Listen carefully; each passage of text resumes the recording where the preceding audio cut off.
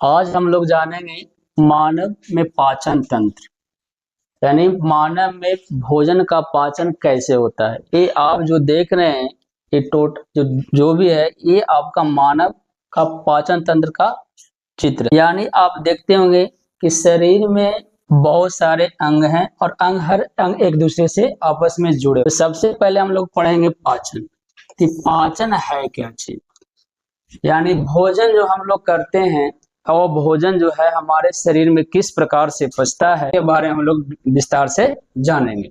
आपको पता है कि मुख में हम भोजन को डालते हैं तो वहां पर जैसे ही मुख में भोजन जाएगा तो यहाँ पर आप दांत आएंगे जिसकी संख्या 32 होती है। यानी एडल्ट जो व्यक्ति होते हैं उनके दांतों की संख्या 32 होता है। यानी एज के हिसाब से दांत बढ़ता है। और ये दांत जो मानव को होते हैं वो 4 प्रकार का होता है। कितने प्रकार के होते हैं? 4। पता है कितने प्रकार के होते हैं? 4। पहला कौन? कतरन। पहला कतरन, दूसरा है केनाइन और तीसरा है प्रीमोलर और फिर है मोलर। आप लोगों को पता है जी? सबको पता है? चलिए अब यहाँ पर देखिए, दांत तो 32 गो को कितना, अब पता भी है कि कौन कौन दांत है कि नहीं? सबको पता है कि कतरनक है, केनाइन है, प्रीमोलर और मोलर है, लेकिन ये पता नहीं कि कौन कितना है ना। तो आज पहले ये हम लोग जानेंगे। तो दांत तो 32 है, इसमें कतरनक की संख्या 8 होती है। कितना होता है? 8। यानी अगला 4 और निचला 4 है ना। अगला 4 और निचला 4 कितना हुआ? टोटल 8। और उसी के बगल में देखिए, हम बता रहे थे ये 32 दांत कितने प्रकार, कौन कौन सा प्रकार है वो देख रहे हैं। इंसाइजर, केनाइन, प्रीमोलर और मोलर। आपको पता है इंसाइजर जिसको हम कतरनक के नाम से भी जानते हैं, केनाइन और ये प्रीमोलर जिसको अग्र चवर्णक भी बोला जाता है और मोलर को चवर्णक बोला जाता है। सबका अपना अपना अलग अलग फंक्शन है। अब देखिए इंसाइजर आप देख रहे हो, ये जिसको हम लोग कहते हैं कतरनक, क्या बोलते हैं? कतरनक। इसकी संख्या 8 होती है। क्या होती है? और सबसे पहले यही आवक, ये जो है सबसे पहले आता है। जब छोटा बच्चा होता है देखते हैं पहला 2 गो ऊपर या 2 गो नीचे, सबसे पहला दांत यानी इंसाइजर दांत। आपको पता है कि देहाती भाषा में कहा जाता है दूध के दांत, है ना। तो ये दूध का जो दांत है वो सबसे पहले यही आता है। इसकी संख्या जो है वो 20 होती है। कितनी होती है? 20। और वो टूट हो जाता है, यानी बड़ा होते होते वो खत्म है। और उसके बाद देखिए केनाइन। एक केनाइन है, इसकी संख्या 4 होती है। आप लोग को पता होगा इसकी संख्या 4 होती है। और ये जस्ट इंसाइजर के बगल में ऊपर और नीचे होता है, ऊपर और नीचे। इसका काम क्या? इसको भेदक भी बोलते हैं। इस दांत को भेदक भी बोला जाता है। या आप देखे होंगे जो मांसाहारी जीव होते हैं उसका जो दांत कैनाइन होता है वो काफी लंबे होते हैं। उसके बाद प्रीमोलर। प्रीमोलर की जो संख्या होती है ये भी 8 होती है। क्या होती है? 8। इसको हम लोग अग्र चवर्णक, यानी इसका कार्य जो होता है भोजन को चबाना। क्या करना? भोजन को चबाना होता है। और एक होता है मोलर, इसकी संख्या होती है 12। कितनी होती है जी? 12। और इसका भी कार्य क्या है? भोजन को चबाने का काम होता है। तो इस तरह से हम जान गए कि दांत तो 32 है और दांत के प्रकार भी 4 होते हैं और कौन कितनी संख्या में है। इसको आप ध्यान में रखिएगा, एग्जाम में बहुत पूछता है 1 नंबर में। बताइए भाई इंसाइजर का संख्या कितना होता है, केनाइन की संख्या कितनी होती है, प्रीमोलर की संख्या कितनी होती है और मोलर की संख्या कितनी होती है। चलिए ये तो हो गया दांत की बात। अब हम लोग चलते हैं, जैसे ही भोजन को हम दांत की सहायता से छोटा छोटा टुकड़ा में विभक्त किए, है ना। तो यहाँ पर अब देखिएगा कि जस्ट यहाँ पर लार ग्रंथि होती है। क्या होती है? लार ग्रंथि। जस्ट बगल में जब देख रहे हैं ये क्या है? लार ग्रंथि। और लार ग्रंथि 3 जोड़े में होती है। कितने जोड़े में? 3 जोड़े में। अवयव कौन कौन सा? एक होता है पैरोटिड, सबमैंडिबुलर और सबलिंगुअल, है ना। ये 3 जोड़ी। इसका काम क्या है जी? तो जो भोजन हम लोग दांत से क्या छोटे छोटे टुकड़े में विभक्त कर रहे थे, तो ये जो है उसमें मसाला मिला रहा था। देखते होंगे मसाला किस तरह से मिलता है। उसी तरह से क्या कर रहा था? भोजन को लसादार और मुलायम बना रहा है। और इसमें एक प्रकार का एंजाइम पाया जाता है जिसको हम टाइलिन के नाम से जानते हैं। किसके नाम से जानते हैं? टाइलिन। तो टाइलिन क्या करेगा? तो जो भोजन के साथ अगर सूक्ष्मजीव प्रवेश कर गया है उसको किल यानी मारने का भी काम करता है।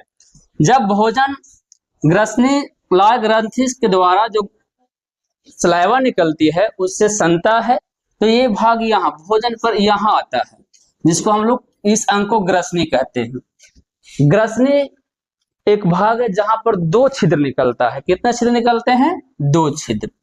एक होता है निगल द्वार और एक होता है कंठ द्वार। यानी निगल द्वार जो है ये आप देखो ग्रासिका से जुड़ी होती है और कंठ द्वार जो होता है वो ट्रैकिया से जुड़ा होता है। यानी ये चला जाता है फेफड़ा में और ये जाकर मिलता है आपका ये आमाशय में। कहाँ जाती है? आमाशय में। जब भोजन ग्रसनी के पास आता है तो कंठ द्वार क्या होता है? बंद हो जाता है। यानी कंठ द्वार क्या हो जाएगा? बंद हो जाएगा और निगल द्वार क्या हो जाएगा? खुला रहेगा, जिसके माध्यम से भोजन जो धीरे धीरे धीरे ये आमाशय में आ जाता है। कहाँ आ जाता है जी? आमाशय में। कहाँ आ जाता है? आमाशय में। भोजन यहाँ कुछ समय तक आराम करता है। कहाँ पे? आमाशय में। यानी कोई व्यक्ति खाना खाया तो बोला कि अगर मान लिया जाए कहीं और खाकर घर से निकले, बाहर गए तो पूछा कि चलिए कुछ खाइएगा, तो नहीं नहीं भाई अभी तो खा के ही कीजिए, पेट एकदम पूरा फुल है, कुछ खा नहीं सकते। क्यों? क्योंकि जैसे भोजन यहाँ पर आया है तो कुछ समय तक क्या कर रहा है? वहां पे आराम करता है। आपको पता है आमाशय का भी 3 भाग होते हैं। पता है आमाशय के 3 भाग? Cardiac, fundic, pyloric. Pyloric, cardiac, fundic. कौन कौन सा? कार्डियक, पाइलोरिक और फुंडिक। ये 3 भाग होते हैं और इसका जो आंतरिक दीवार जो बना होता है वो एपिथेलियम ऊतक का बना होता है। किसका बना होता है? एपिथेलियम